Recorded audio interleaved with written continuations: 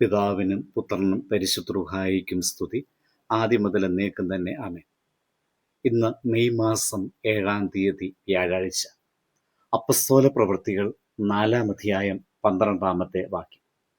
മറ്റൊരുത്തനിലും രക്ഷയില്ല, നാം രക്ഷിക്കപ്പെടുവാൻ ആകാശത്തിന് കീഴിൽ മനുഷ്യരുടെ ഇടയിൽ നൽകപ്പെട്ട വേറൊരു നാമവും ഇല്ല. നാം ഇന്ന് വായിച്ചതായ വചനത്തിൻ്റെ പശ്ചാത്തലം വളരെ ഗൗരവമുള്ളതും പ്രചോദനകരവുമാണ്.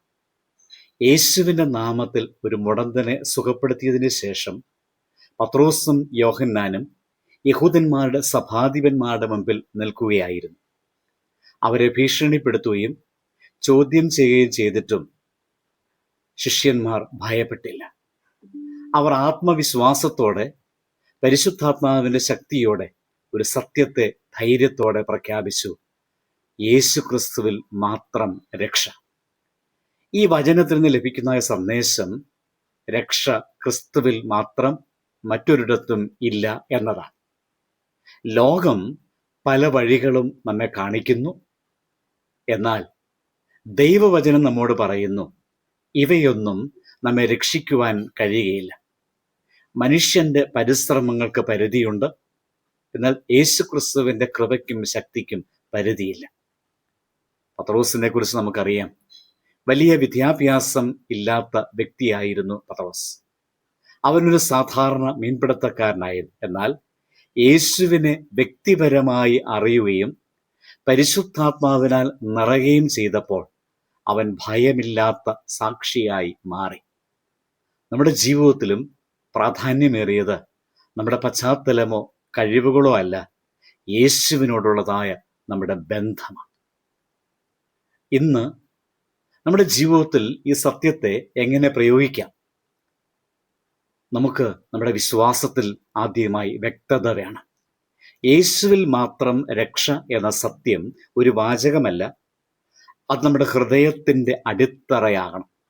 വീണ്ടും നാം ധൈര്യത്തോടെ സാക്ഷ്യം പറയുന്നവരായി തീരണം. സമൂഹം എന്തു പറഞ്ഞാലും വിമർശിച്ചാലും യേശുവിൻ്റെ നാമത്തെക്കുറിച്ച് നാം മൗനം പാലിക്കരുത്.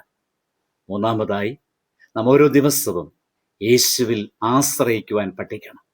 സന്തോഷത്തിലോ ദുഃഖത്തിലോ പരാജയത്തിലോ വിജയത്തിലോ എവിടെയായാലും എങ്ങനെയായാലും ദൈവത്തിൽ ആശ്രയിക്കാൻ നമുക്ക് സാധിക്കണം. കാരണം യേശുവാണ് നമ്മുടെ രക്ഷയും ആശ്രയം. ഇന്ന് ഈ സന്ദേശം നമുക്ക് ഒരു ആത്മപരിശോധനയിലേക്ക് നയിക്കുകയാണ്. ശരിക്കും യേശുവിൽ മാത്രം വിശ്വസിക്കുവാൻ നമുക്ക് സാധിക്കുന്നുണ്ടോ? നമ്മുടെ ഹൃദയം ഇപ്പോഴും മറ്റു കാര്യങ്ങളിൽ സുരക്ഷ തേടുന്നുണ്ടോ? ദൈവം നമ്മെ വീണ്ടും തൻ്റെ അടുത്തേക്ക് വിളിക്കുന്നു.